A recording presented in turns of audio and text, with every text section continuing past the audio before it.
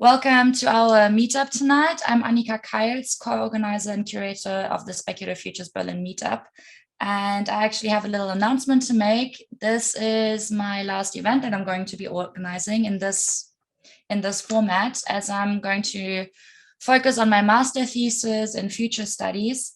And it's also the last event before the summer break for Speculative Futures Berlin.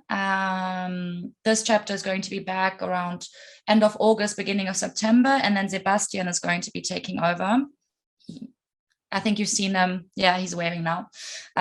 You've probably met him a few times now as well. And yeah, so let me jump right in. Some admin, you've seen it. We're recording again for those that cannot be with us today. And let's have a look at today's agenda. As always, I'm going to be giving a little introduction to Speculative Futures Berlin. Then we're going to introduce the topic, which is all about wishes. And I'm going to introduce our speakers. Then we're going to have a little wishing lab workshop. And in the end, we will sum up in the Q&A. So Speculative Futures Berlin, you might have heard it before, is part of the International Design Futures Initiative, which is based in San Francisco. And there's chapters all over the world. And here in Berlin, we have one of the largest chapters in Europe with 2,300 members. It's run and operated by Ellery Studio, a creative strategy agency here in Berlin. And they've been running this chapter since 2017. Yeah. This is the team made of future researchers, designers, and strategists. And at Ellery Studio, the core mission, the goal is to help organizations shape transformation sustainably. And this is done through anticipating futures and identifying systemic relationships, which is then translated, or like complex topics are translated into infographics and other design. And then also the big goal is to support change in companies, but also on a societal level, from strategic design to implementation. And this is a project that Ellery is working on currently, the EQT Gender Equality Toolkit.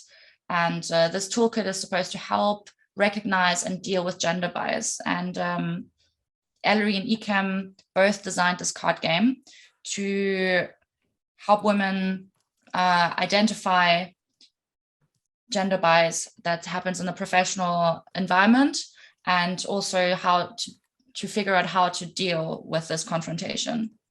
And it's a card game, so it's supposed to empower women in an informative and playful way. And how this works, there's a little video I want to show you. The toolkit includes a card game with 50 situation cards and 50 reaction cards. And each situation card presents a unique example of a sexist scenario in the workplace, from discovering that you earn less than a male colleague, to being interrupted or not heard, or to having inappropriate comments directed your way. 50 different response cards let the players choose how they would react to these kinds of situations, prompting a discussion on which reaction would be most effective, most satisfying, or maybe even fun. The goal is to take your reaction skills out for a spin and to get inspired, so that next time that you're faced with a real-life sexist scenario, you're going to be ready. Yeah, so this, I think, gives a good insight into the work that we're doing at Ellery. And if you are curious and you want more information, then there's a website that you can join to, the EQT website. Okay, but enough of Ellery Studio. I want to jump back into Speculative Futures Berlin.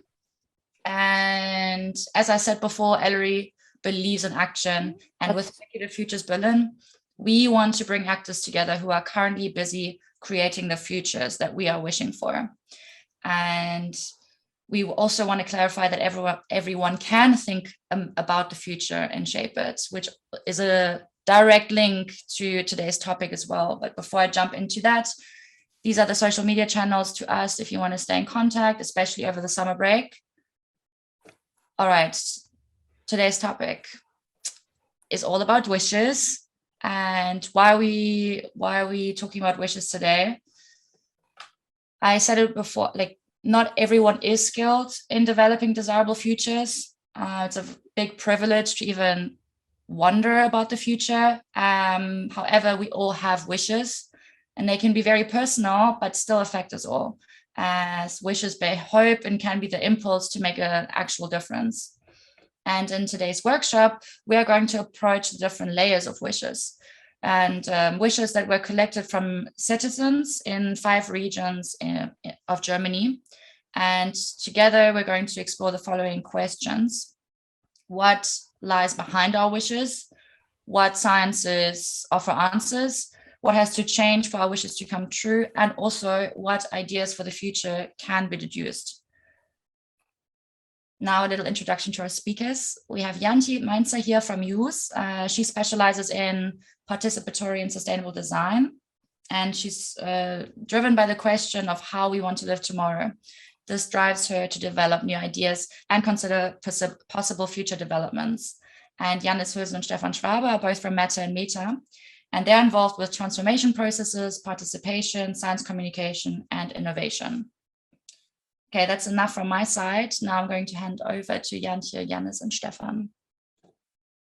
Thank you very much. I would also share my screen. Yeah, we have also a little introduction. We are a team. We started with Farming the Uncanny Valley, which was a project which was funded by the Bundesministerium für Bildung und Forschung. And Jannis and Stefan, who are designers, used to work at UDK Berlin at that time. I'm now working under the name Meta and Meta. And we are also doing this project Wishes for Tomorrow, which is also funded by BMWF. And myself, I'm working at YOUSE, which is a little company. I'm here with Elise today, who will support us. And also I have 2 other colleagues, Sophie and Angelika, who work with me in this project. And but now we want to start, where we come from and what the project is about. And I'm handing over to Jannis. Shall we just leave it with your split screen? Yeah. Okay. So yeah, we have been conducting this research project for like 3.5 years. In scientific language, we developed experimental formats for participation and communication on the topic of bioeconomy, which largely involves also biotechnological aspects. And we asked ourselves, like, what do we actually need to talk about, and how can we forge like real interaction with people who have no idea about these scientific processes going on right now, but that are relevant to be discussed in a broader science community or social community. So yeah, we developed a set of methods that we have recently published in our publication. You can take a closer look on that if you just click on the link. The book itself is written in German, but we have a website where we have parts of the book translated in English. Plus we have a nice clip that has also English subtitles you can find here. And the main thing about the project was that we, as an art school, were in charge of the project, or we were the project lead, and we were able to develop design-driven methodologies in order to encourage these participative processes. And yeah, and this is also the foundation for what we do now. We found, like, we went to different places, did a couple of workshops, and yeah, we found out that talking about motivations brings people on eye level, and we were really going into a more psychological level on what people, what motivations are behind ideas and pictures, images of the future. And we developed methods like storytelling and so on, prop building, and yeah.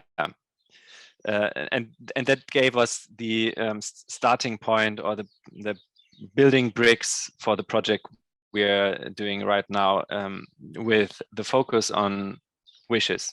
So I'm going to hand over to Stefan. Thank you, and hi everyone.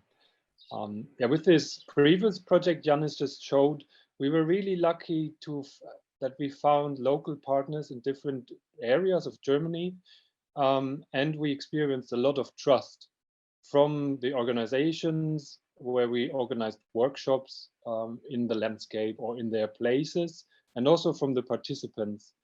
And as a team, we were very much interested in how can we continue this dialogue, and how can we also build on this trust and not just land like a spaceship and leave again, but really help to kind of continue with this dialogue and this discourse also in this regional, local level, especially in rural areas where this whole, let's say, bubble of future imagination is can really rarely be found.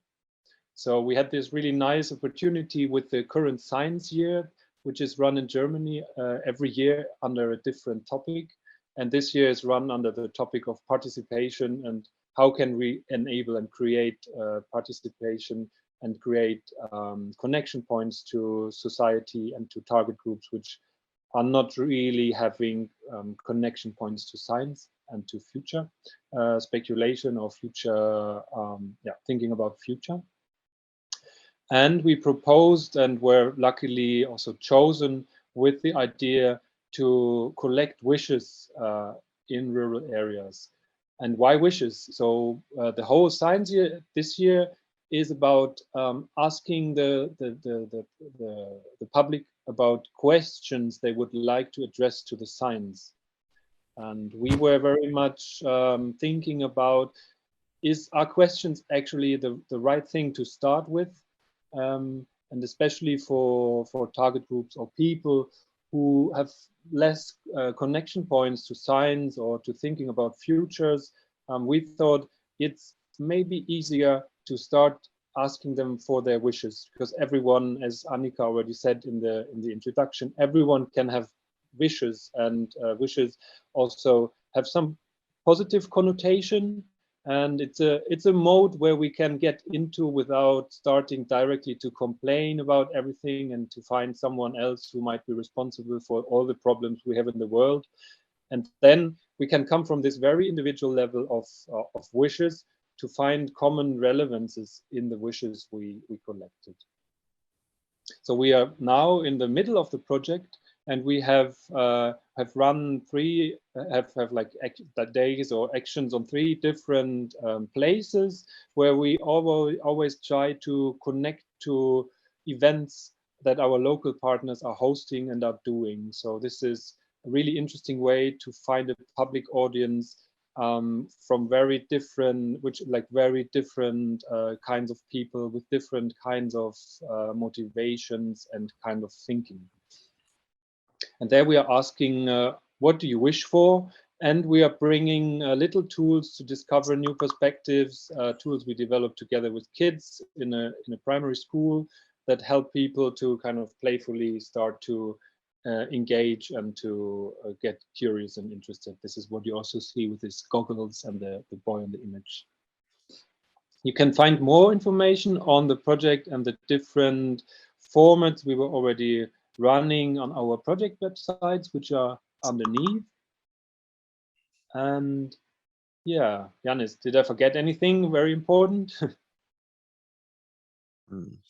I think, like, personally, I'm just really interested in the nature of wishes and what they contain, and how they encourage us towards action, but they still have this magical side where we are actually not really, or we don't need to be aware so much about realization. And so I think that's a great starting point. Anyhow, with all this collection with this whole collection of wishes, we are now during the whole project, and especially towards the end, approaching to create something like a map of wishes.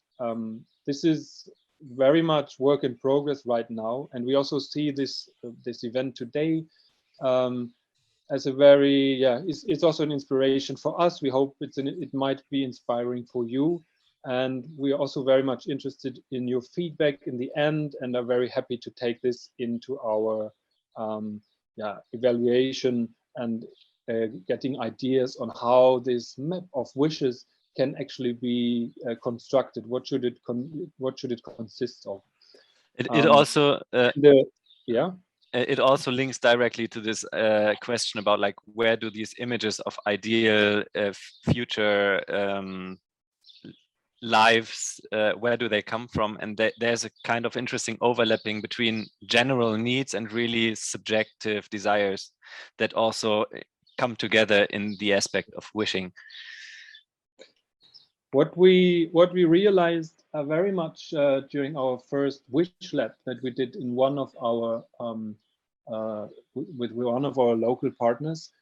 So you have to imagine we went there once for like an action day to collect the wishes, and then we came back a few weeks later to with a workshop format and invited people to look behind what actually what lays behind the wishes, which motivations, which needs, also which emotions drive people to certain wishes.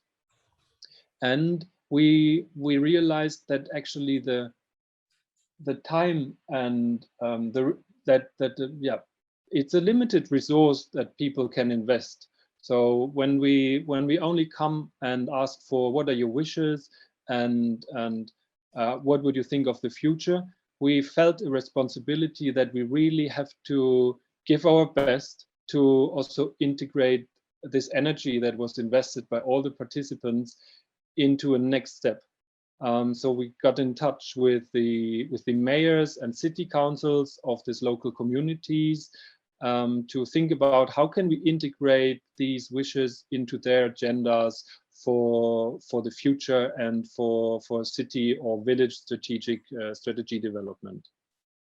And of course, the mayors and local politicians, they are very busy right now. They are in general very busy, especially at the moment when many migrants from Ukraine are coming. They are really trying to give their best to welcome them in a human way. So time is really limited resource at the moment. Many different topics and tasks are on their desk. So we wondered, what would they actually need to work with our wishes and what would help them to integrate them into their agendas and into their thinking. And this is also an open question that we really like to discuss in the end, and we are curious to see which experiences maybe you bring in today. What we realized that the wishes we collected can be distinguished, for example, in 2 different ways, or in 4. We are showing 4 on this sheet. It's obvious that what we see, many wishes are on a very concrete level, like very close to individual needs, very close to the individual.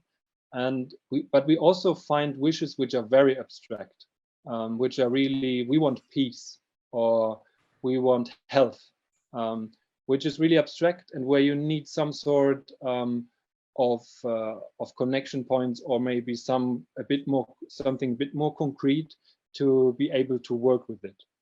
We also found that some wishes are really driven by motivations regarding the self or the personal wealth, and other wishes are driven very much by what we should do as a society.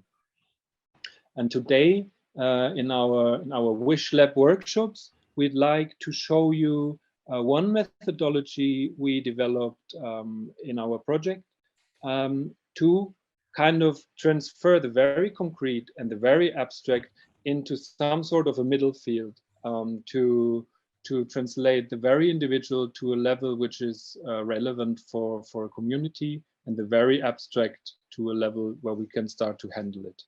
Yeah, and that's what we do right now. So for that, we prepared 4 breakout sessions, and I would share a link, the link to the Miro board, so you can join us there. And I will also start the sessions now. Okay, and I will also share my screen. And I'm still sharing, sorry. You still see my screen, right? Also, I'm now in the room, even so I'm here. Okay, great. We are actually room 4 today, so you can join me on the wish lab of room 4. I will also start the timer. Yeah, as Stefan said already, what we want to do today is that we want to give you a few insights of our work. And what became really important to us is that when we do participation, we have a great responsibility to not only do a participation workshop where people come and put in all their thoughts and their wishes in our case, and time and effort, and then we just kind of leave and never come back, or write a nice paper for the funding organization. So we got to know that we have this great responsibility to also try our best to put the wishes on the agenda of local actors or local politicians, and so that's what we try to do. But on the other hand, as you see, we have here one cloud of wishes. That's the wishes we collected in Schmalkalden in Thüringen. It's also just a few of those wishes. It's not even all of them. And we already see it's a great diverse topics we are seeing here. And I'm getting a little closer so we can maybe catch the first wishes. And we also see that there are some people who kind of have like really abstract wishes, like they wish for more love in the world. And on the other hand, we have people who wish that the little grocery store next door is going to stay in the city. Jantje, I'm sorry, Yeah. I think we cannot see your screen. Oh, you can? That's weird. Sorry. Now it works, yes. Okay, yeah. So we have all those wishes here, and now our question is, how do we get from all these or on some part really abstract wishes, and on the other part really concrete and individual wishes, to something that we can go to other actors and give them, because we can't just put 100 wishes on the desk of a local politician. We have to give them something that they also can connect with. And that's what we want to do today. And we want to show you a little tool that we used to do so. But first, before we start, we want to give you the opportunity to pick 2 wishes that we want to work with. So everyone, you can just go on the board, and everyone can take 3 of those rating points we see right here and just put them on the wishes you would like to work with. And I hope we have like 2 winners that we can take to the next level. Can we create our own wishes by any chance? Well, today we thought we do work with the wishes of that we collected, but if you have, why not just put one out there? But we want to work together with 2 wishes, so we have to choose 2 of the many ones we have right now. If you put another one to it, the others have to vote for it as well. And yeah, the pink bubbles are kind of the categories we already categorized the wishes in.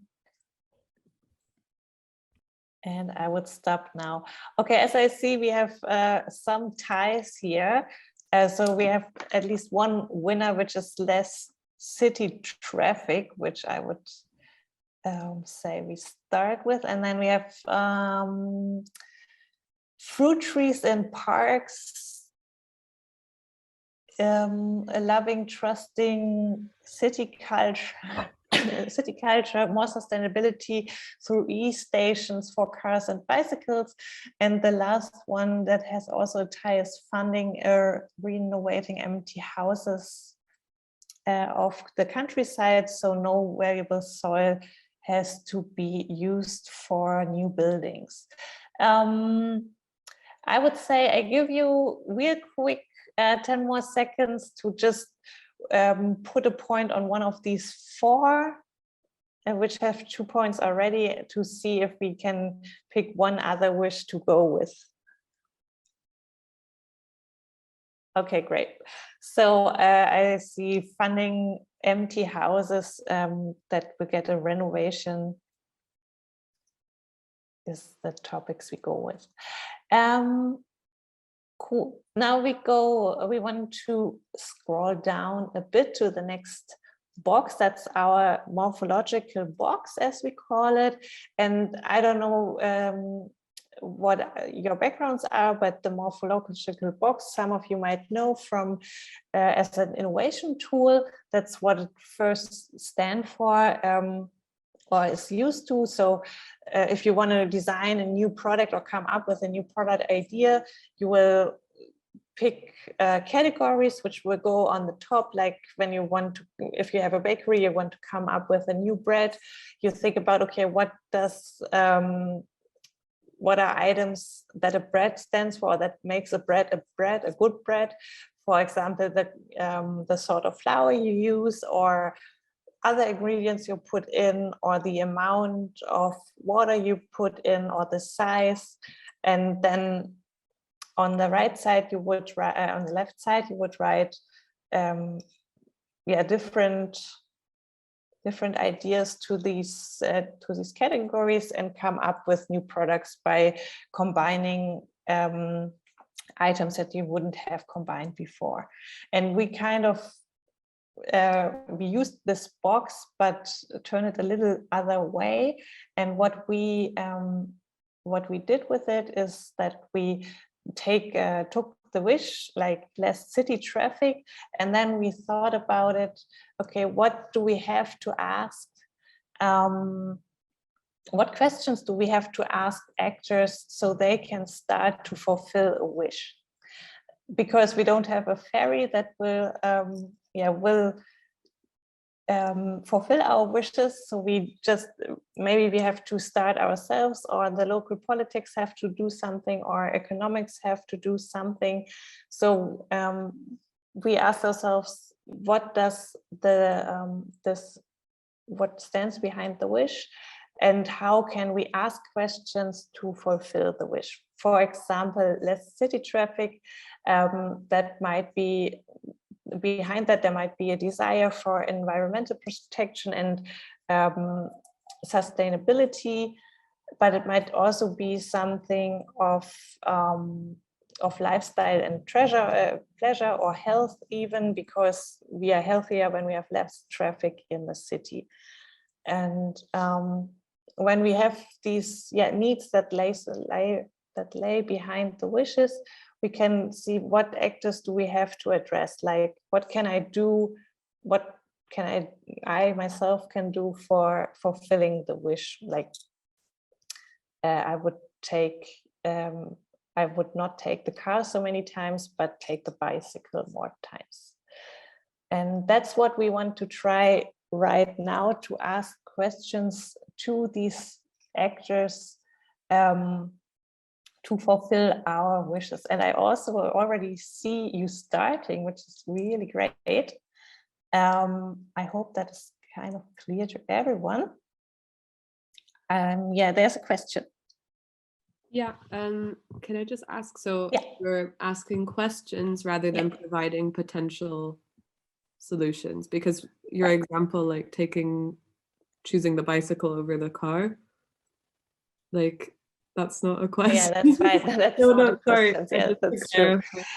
So the question to me were, what can I do to fulfill the wish?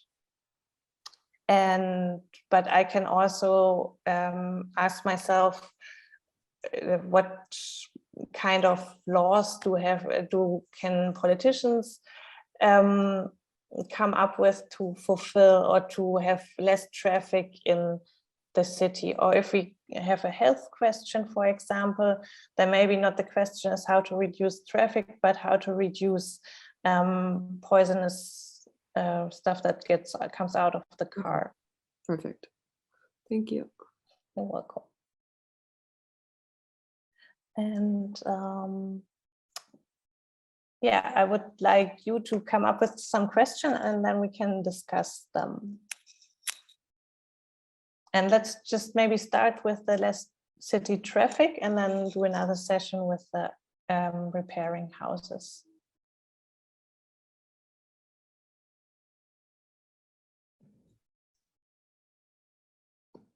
Okay, very cool. I see that you have already many questions. I would like to hear some of your questions. Would one of you like to share their thoughts on the questions you have? Yeah, I can, I don't know if you can hear me, but yeah. I can,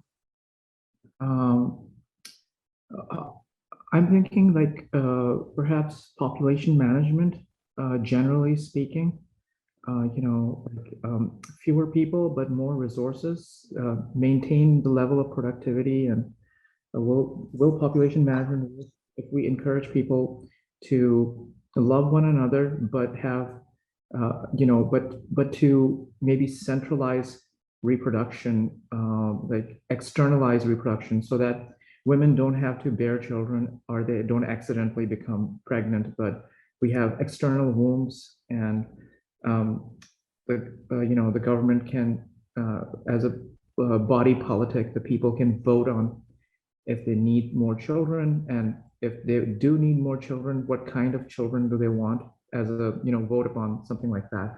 And by managing that population, maybe they could, you know, they could have a better allocation of resources and less traffic, I suppose, or less congestion, less overcrowding, less overpopulation, less pollution.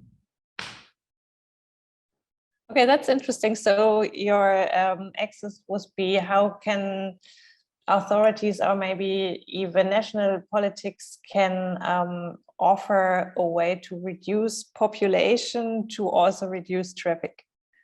Population management, not even reduce, but management. Okay. Like we need to have better control over reproduction. So right now, anybody can trip and fall into a woman, and they make the lady pregnant, and then you have children. But if you have external wombs, you can actually regulate Okay. how to gestate a child outside the womb, and then the human beings don't have to suffer for 9 months from all kinds of physical problems, and then if we have like a more granular control over reproduction, then that would, yeah, I mean, Okay. yeah. Definitely. Yeah, that's also a very interesting idea to reduce traffic. Do we have other questions, maybe, and other ideas also? I know nobody is ready to right now. But maybe I can just read some stuff you wrote, like what initiatives can we give to people using greener transportation? That's a good question. Or initiatives to remote work, less pendle travel during the day, which is also a great question. Can we implement better public transportation? That's very good. And as you see, there's like behind one wish we have, and also only one need, which we have right here. in this short time, we can also come up with a lot of different questions that we can ask to different kind of actors that can go on with those questions to to initiative or to encourage change and transformation. And that's for that we just wanted to show you a little bit how many layers just one wish has actually. Or we can also look into maybe tradition. There's a question about traditions. Are cars the valid status symbol? That's also a really good question, which we can ask ourselves, or maybe also society. Is that what we want to cling to in the future? Yeah, that's really nice. Maybe I checked the time real quick. We have 20 more minutes. Let's maybe start with the wish of funding for renovating empty houses of the countryside, so no valuable soil has to be used for new buildings. And since I think we are really good at finding questions, maybe we don't write them down, but just speak out your ideas. Arthur. I apologize. For the empty housing, I was thinking if we can encourage people to have a communal interest in their neighborhood and in their community, in their nation, in their towns. Basically, if somebody's house is empty or run down or in bad shape, everybody is affected because it brings down the real estate value, it brings down property values. So if we can encourage people to look at it in a communal way, and if they see somebody's house is empty or somebody's house is in disrepair or it needs painting, everybody in the community, like the Amish people, they get together and they paint the house, or they make the house good, or they get together and communicate with the owner and find out a way of better utilizing the house or renovating the house together. Like for example, the Amish, what they do is if they need a house, everybody in the community, they get together and in one day they build a house from scratch, everybody together. So as you can have like small communities, like neighborhoods by street, and have people, neighbors cooperate. I'm not saying be very close to your neighbor, just cooperate in logistics and mechanics, which is safety of the neighborhood and upkeep of each other's houses. Yeah, I'm sorry, I don't know how to pronounce the name. Hernani? Yeah, it's Hernani is good. Okay. So following up on what Arthur was saying, maybe there's a technological way to leverage that. So maybe it's, sorry, my kid is here. Maybe it's something like we have a platform where people who are carpenters, who are builders, can register. And there's also all of these maps of empty houses that people can put in their houses and track. And then they get together and on imagine flash building things, and they fix those houses. That could be interesting. Yeah, that's a great idea. So the question would be, how can people use technology to communicate the houses, or to find people who are willing to help building houses? Yeah, and also maybe to get awareness for empty houses. Okay, very nice. Yeah. Emma. Yeah, I put it in red, but I can just say it. Yeah, great.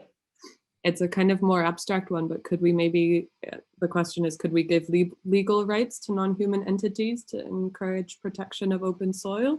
So I know there's, I think it's a river in New Zealand that has been given like citizen rights, and so kind of, or like rights itself as an entity, and so is protected legally in the same way that like we have human rights. And it's a bit out there and I'm abstract, and I'm not sure what that exactly would look like, but I think it's an interesting proposal. Yeah, but it's also an interesting question to ask. Yeah, maybe politicians, if that's a point where they can start to think about that. Right. Maren? Yeah, I was also thinking the way of the local politicians, but even national politicians, because when it comes to empty houses, especially in the region of Thüringen, it might be something very important to put rules and regulation on speculation objects. Also to encourage local people and invest and get their hands on these empty houses again as well. Yeah, that's also a great opportunity. Yeah, thank you very much. Are there other questions you want to ask? Otherwise, I would like to ask a question. Great. That's what we did right now, is just pick 2 wishes and try to find questions that others kind of can answer, to start initiatives, to get into acting, to get into transformation, to initiate, to start change maybe. And our question is, or what we would also like to discuss with you today, if you have any experience in participation projects and how to connect with local authorities or actors that can initiative the change that you or that people want to say, that come to your workshops or your sessions, and how you interact with these this responsibility to bring the ideas into action.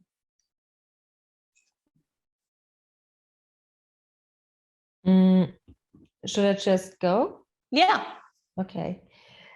So first of all, like I sympathize with your idea of taking responsibility and also having responsibility.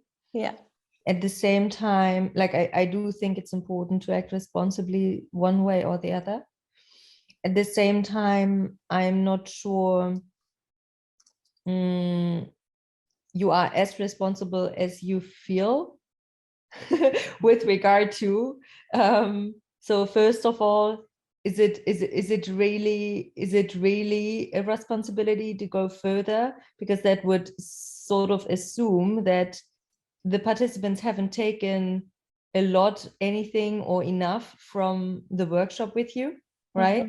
Which I could hypothesize could just as well be the case. Maybe that was already in itself, although they are obviously also providing you information and insights, maybe just the experience itself was already rewarding for them.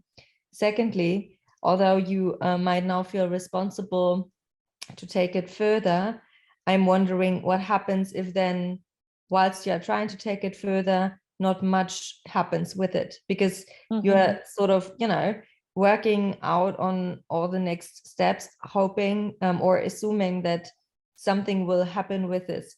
So now I could go be optimistic and be like, yes, hopefully it will. And also it's just really, it's amazing. It's a great study to provide politicians and so on with.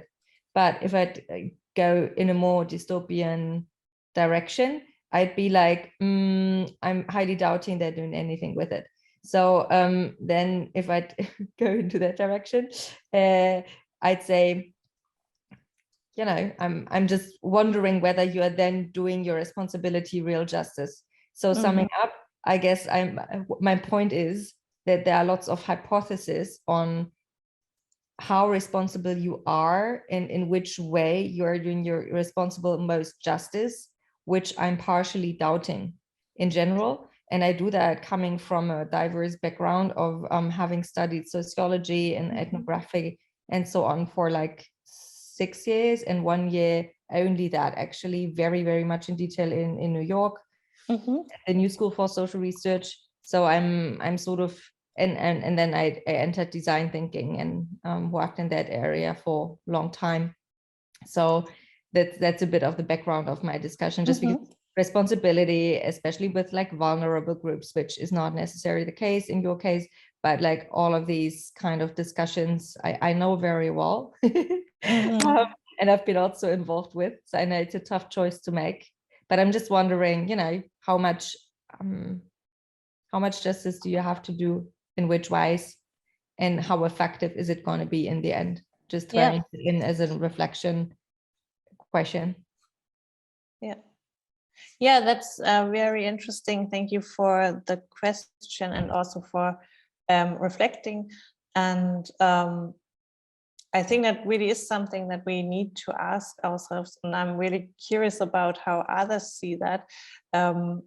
We came up with a thesis that if we go out there and take people's time, that's kind of a value thing that we take from them. And we felt that just leaving them with that, just doing participation for the reason of participation, might not be the reason why people come to us and talk to us. I think it's a matter of framing and managing expectation. But really my expectation is that people just, I mean, they wouldn't have come if they wouldn't have wanted to come, right? I mean, no one forced them. That's true.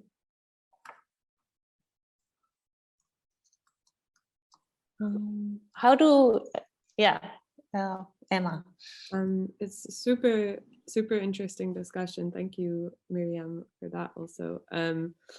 I took part in a similar workshop with what was their name? Kellyanne McKersher, I think, who wrote like Beyond Sticky Notes and who had a thesis around humility in design and being realistic about kind of how much change you can make and to address that too, which was really interesting. So I wonder maybe if instead of maybe you run a kind of a partner workshop with the local political group that takes some of these themes, like rather than presenting a body of work. I don't know how you do that. Maybe you already do that, but kind of creating a partner workshop to like that makes the local politicians participate and actively engage instead of maybe reading a report, or again, I don't know how you present your findings, but I think that could be interesting. And another insight from my own research this year was kind of people, when you give people responsibility for problems which they are not empowered to solve, then that creates kind of fear and paralysis. So perhaps it's a matter of like finding exactly the right people to address with these questions, because even I guess being very careful about who you present these insights to and being realistic about what they can do with them is maybe my response to that.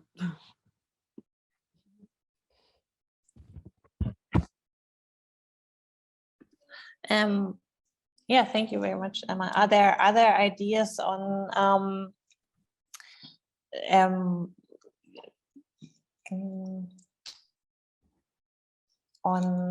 how much responsibility we take in participation for going further with the topics? Yeah, maybe just echoing what Emma just mentioned and say that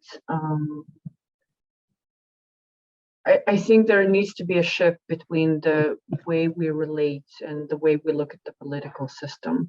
Right now, there's still this sort of one-way communication of like politicians are supposed to sort of serve the needs of the citizens.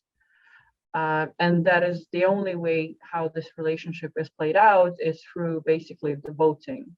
And that happens like on a semi-regular basis and etc.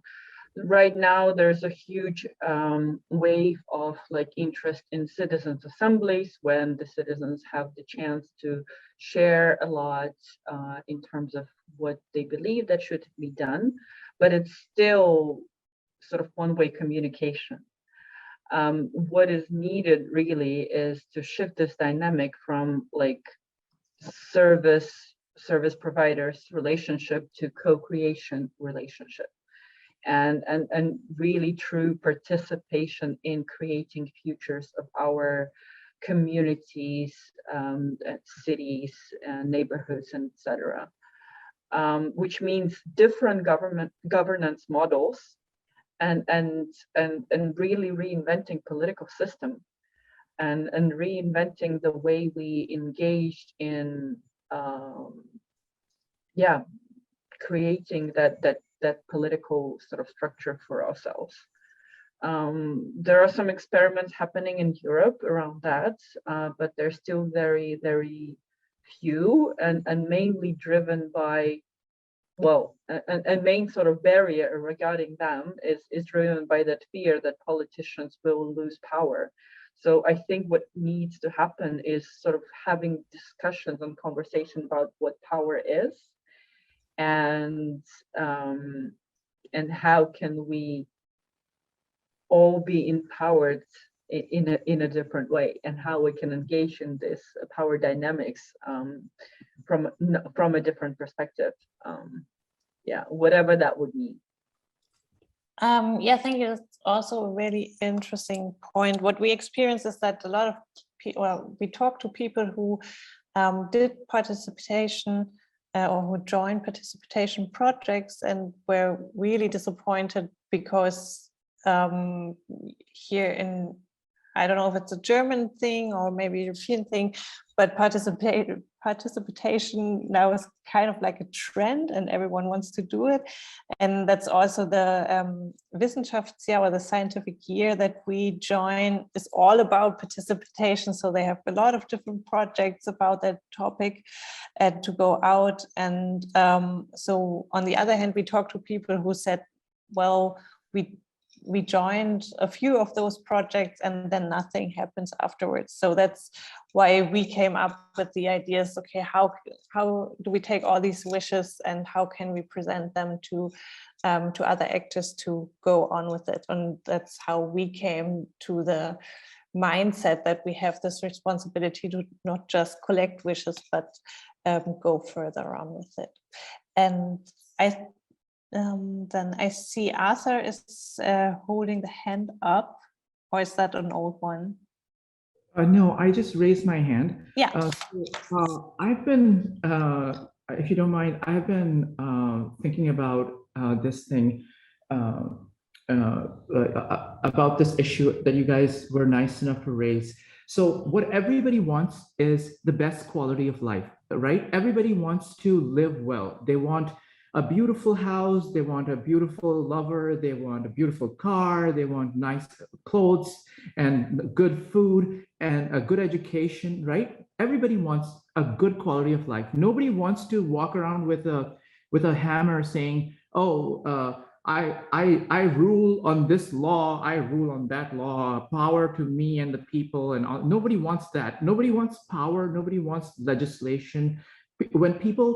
When there is injustice in society, when there's difference in society, when there's disparity and inequity, when one person is very beautiful, another person is very ugly, at that point, there's difference in society, disparity in society. One person is very rich, one person is very poor. There's difference and disunity in society, and everybody starts accusing administrators and leadership, and they start accusing them of tyranny. And they say, we don't want tyrants, we don't want monarchy, we want a democracy. So whenever there is disparity in society, injustice in society, mismanagement, societies move towards democracies. And whenever there is justice, equality, everybody has wealth, everybody is equally beautiful, everybody is equally wealthy, everybody is equally free, you tend to trust your management and your leadership and your governors more, and then you move away from democracy towards monarchies, right? So basically, nobody really wants to be in a boring Senate or a Congress and start voting on this and that. Even in Athens, right? Athens had highly representative democracy. They voted on everything, right? They wanted representation and participation in every decision making. This was because Athens was right across the Mediterranean from Egypt and and Africa. So there were the society there was a lot of disunity and a lot of divide. Like there were the native Athenians, and then there were the Helots, and they were the outside non-citizen Athenians. There was a lot of division in society, a lot of disparity. And so they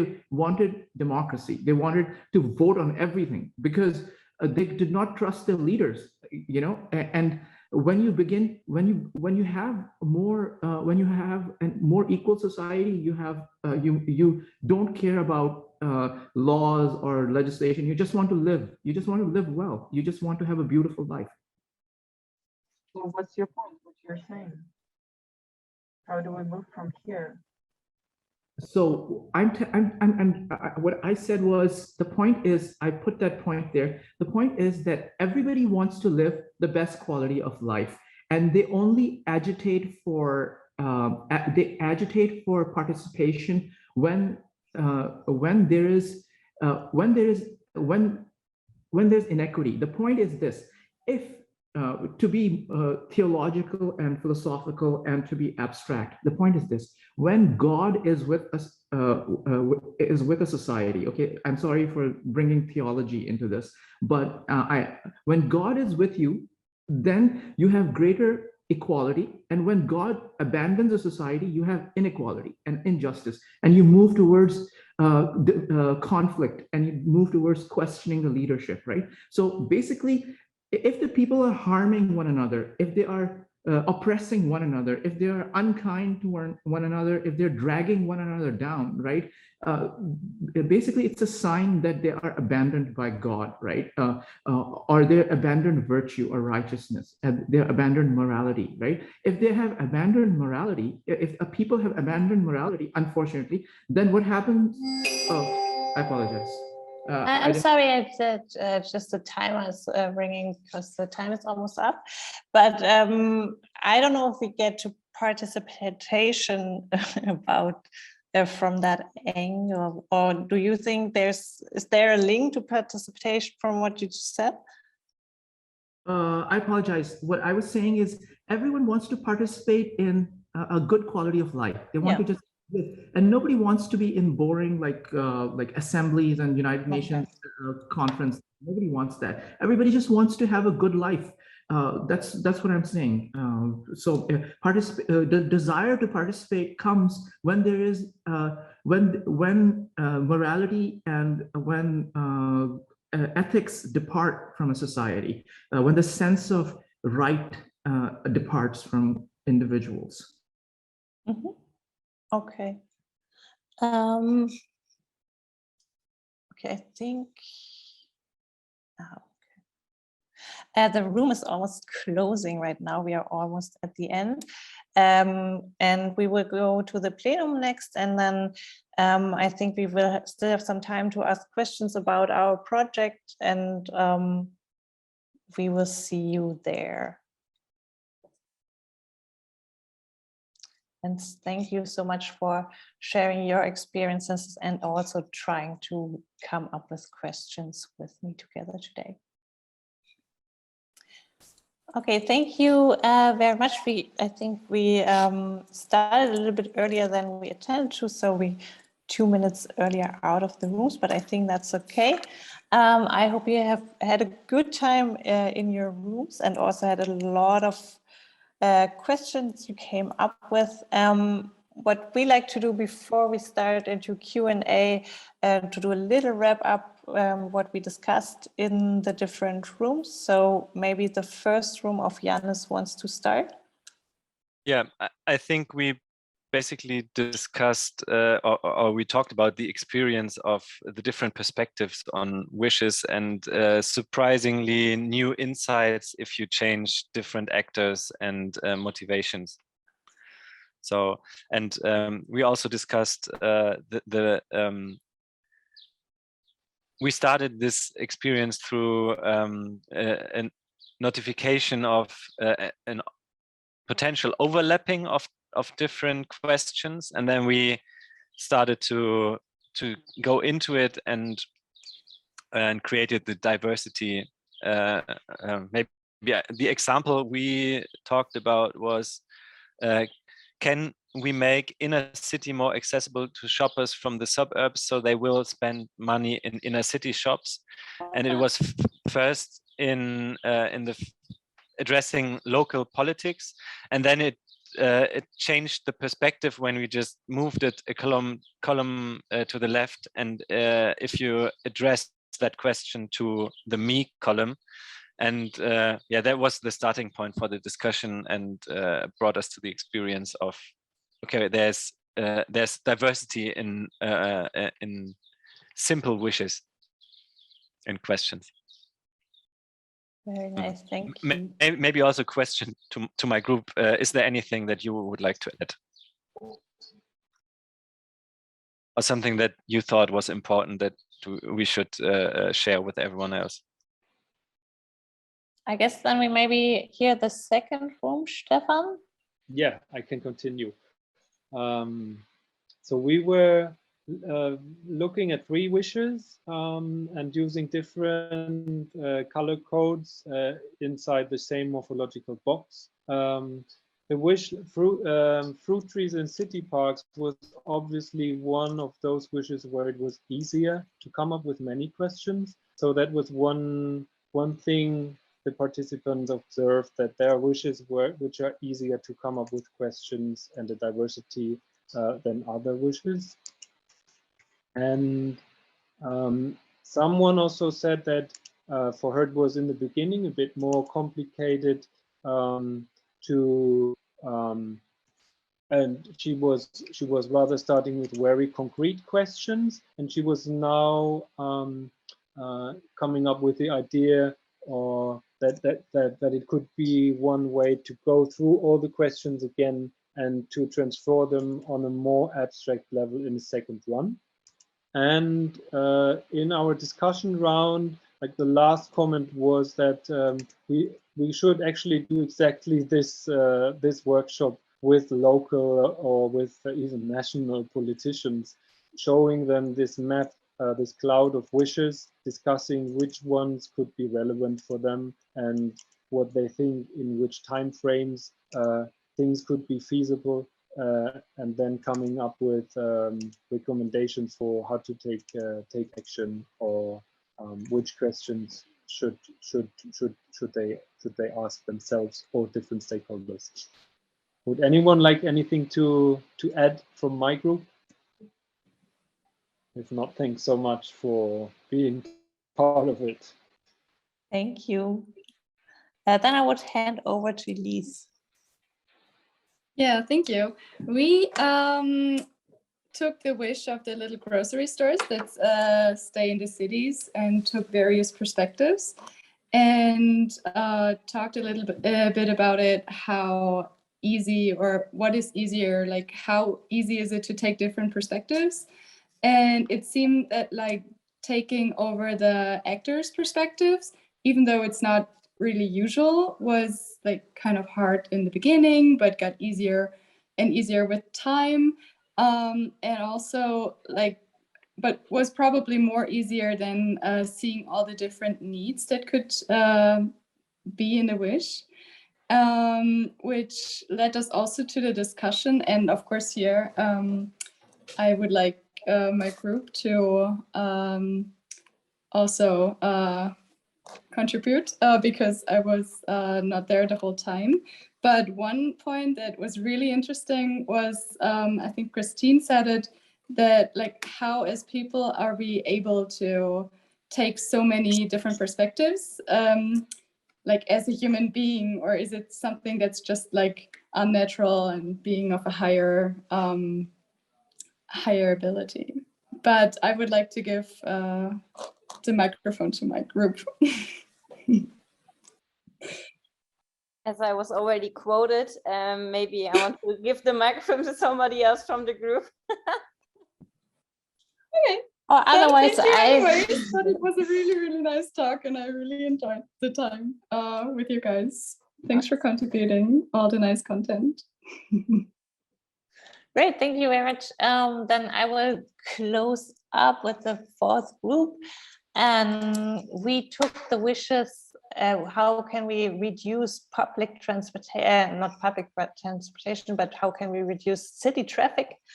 And the other wish that we were talking about was funding for renovating empty houses of the countryside, so no valuable soil has to be used for new buildings. And we had a lot of interesting questions, like for the traffic, we asked how we can increase public transportation, how can we build more safe cycling roads, also talked about management of the population. Maybe if we are less people, we have less traffic. And then also the empty houses was really interesting. There we had the idea, how can we maybe give soil rights, like human rights, or legal rights for the soil itself, so it would be better protected. And then we also had a really long discussion about participation and had some interesting insights from the different participants in our group. For example, there was the question, how much responsibility do we have to take the topics further? What can we do? Or is it easier or maybe more a better way to not take the topics further, but just have a good time for a workshop and discuss topics, and then see what we can go on, if we can go on with those topics, or if not, then we don't disappoint anyone if we didn't tell them in the first place that we do try to move on with those. So we kind of discussed if we do really have this responsibility that we discovered that we have, or if that's maybe too much to ask for. And now I think we have around 10 minutes left. So I would say if there's any questions about the project or our work. I'm curious about what do you present exactly to the local politics? That is, I think, the stakeholders that are giving that to you, or handing the job to you, and also are expecting some results. How do these results look like? I mean, this project runs with the aim to collect questions for the science, as the science year officially is called. So this is what the requested output is, and we just did the angle play about wishes, and in the official the official project process is now that they have like a clustering, they collect the questions, they have a clustering workshop that took place last 2 weeks ago or something, and now they are organizing discussion rounds, and this is all done by separate groups. And we thought it would be interesting to somehow somehow do everything, because we believe it better fits to that approach that we go back to do these workshops and discussion rounds. So this is like our personal aim behind it, and that's why we also organize these discussion rounds. So what we try to come up with in the end is some kind of a mapping of wishes, and to find out about like what are the qualities of that wishes, not in a qualitative way, but like what is behind, what kind of motivations, and how can you compare them to different regions, and how can we produce or how can we help local actors like politicians or other decision makers in order to act tackling these obvious problems that are also communicated through these wishes. Okay. So I actually would be curious how you correlate the wishes with the motivations behind them, but I think that would take it too far right here. I think this is an interpretation that would take it too far, but thank you very much. But we are very much in the process also of finding out how this map of wishes or the result would need to look like, so that local politicians, for example, can work with it, because it's very much depending on their readiness to invest time into such a format of really looking at this rich cloud and going through this process themselves. Some of them might rather need very much like appetizers or like a sum up of the whole thing, which a rating of the most important, or like a suggestion of most important questions or to-dos that came out of this evaluation, basically. So this is maybe also an aspect why it's interesting to take a look at it from a design perspective. Because we're somehow translating and communicating always between different stakeholders, and also have to question like what lies behind. And like these motivations and desires are aspects that are strongly related to design, to the field of design, I would say. Can I just ask quickly, you spoke at the beginning about you used some tools to gather the wishes. Can you just tell us a little bit more about those? I will post our website and then you can see them. Thank you. Are there any other questions? Otherwise, I think I would hand over to Annika. Any more questions, but maybe also like a general feedback on how you experienced the workshop. Maybe you want to share some of the aha moments that you maybe had. I can definitely say from my perspective, for me, I felt like the method was quite activating. Like it definitely made me think about my responsibility in all of these things and all the things that I'm wishing for. Because most of the time it's like a wish that you maybe direct at someone else. Like this is responsibility for local politicians, this is responsibility of local businesses or businesses as a whole. And through this process, I was also asking myself a lot, like, what can I do to contribute? Something that I definitely took away. Anyone else wants to share something, how they, like a little feedback on the workshop experience as well? I think Emma is raising a hand. Yeah, I can just talk. Yeah.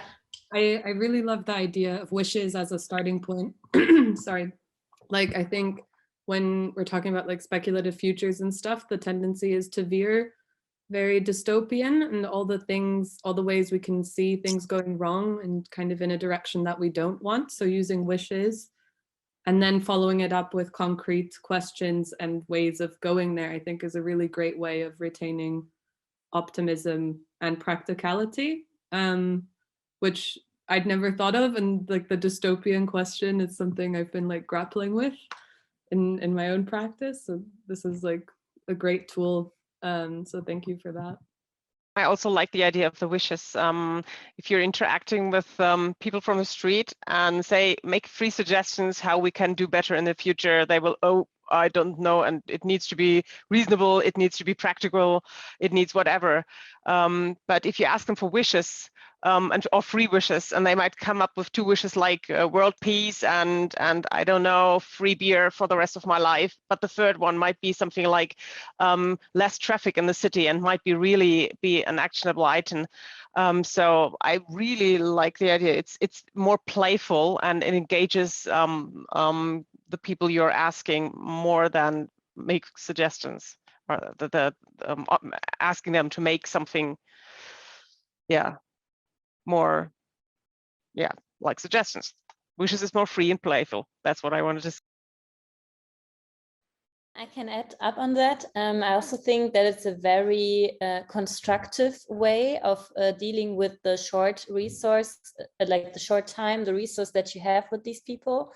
What I'm asking myself is if we do the classic Harvard pumpkin thingy, where we intellectualize these wishes in a way that go away from the core, from what the people actually wished for, when we view it through all these kind of different perspectives. And I'm just wondering, can we even still work with these wishes when the person telling them is not there anymore and cannot tell us, no, that's not what I want. I actually only care about the public toilet in the supermarket, not about mobility and stuff like this. And yeah, this is just something that I'm wondering about. But in general, I thought it was interesting to have this framework and to actually dive into all these patterns.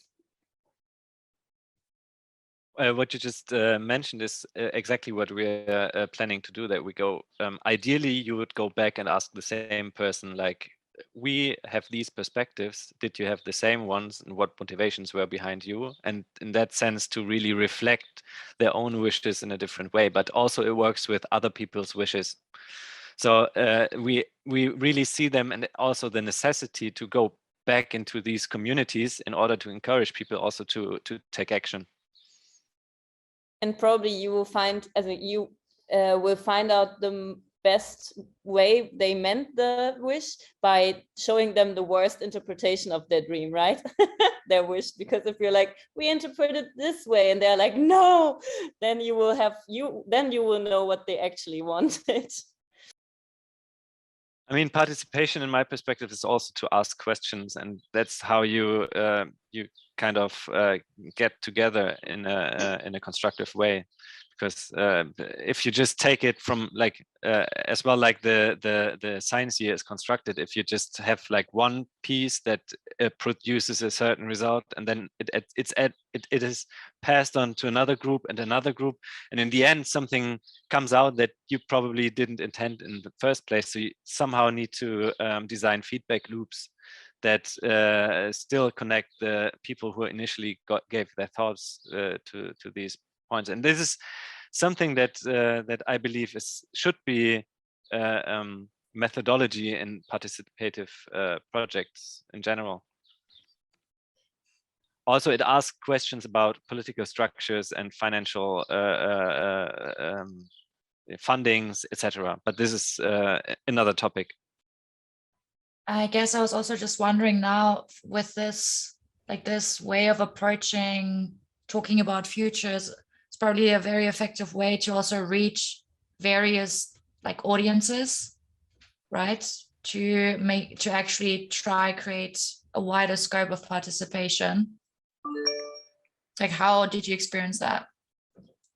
That's also a really good point, because that was one point or one goal that we set ourselves to reach a really diverse setting of people. And what we experienced, that just go to places where people already are and ask them about wishes really works well. And there's a lot of different kind of people that, I mean, everyone has wishes. So also we do get the answer, all my wishes came true already. I think every one of us has wishes. And so we experienced that we could talk with a lot of different people through the wishes, and that worked really well for us. And also through different ages. You can ask a 5-year-old, and also it's interesting to confront a parent with the wishes of their children, or if people, I mean, we always displayed the wishes that we collected, or selection of it in our environment. So people would just approach and read the wishes of other people's in order to think about their own wishes. And yeah, I think it's an interesting way to put yourself into a future scenario. And that's the connection to this future studies topics also.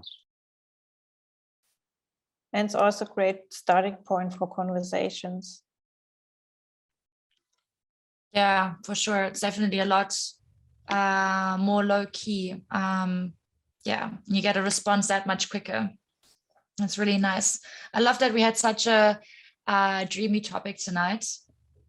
And thank you. I think at this point we're gonna end tonight's event. I see a lot of people are leaving already. I think everyone wants to enjoy the sun a little bit more. But yeah, dreamy topic. We're talking about wishes, and as it was said, it's a lot more positive to approach the future in that sense through this starting point, like an impulse, like I said before. But yeah, so thank you so much for joining, everyone, and thank you to Jantje, Jannis, Stefan, and Elise for hosting this workshop. I hope everyone took something away from it and is going to maybe take this method to heart as well and include it in further research, other projects, to also consider participation, how to design participation in a low-key way that is more accessible to people. Thank you for doing this tonight and introducing us to the transformative powers of wishes. Thank you for everyone that joined and also for being a part of Speculative Futures Berlin. As I said, this is the last event from my side. Sad to leave, but enjoy the summer as well. And I'm sure we're going to keep in touch. Thank you for very having much. us tonight. Yeah. Thank you so much for having us and for contributing. Thank you. Thank Bye-bye. you. Thank you.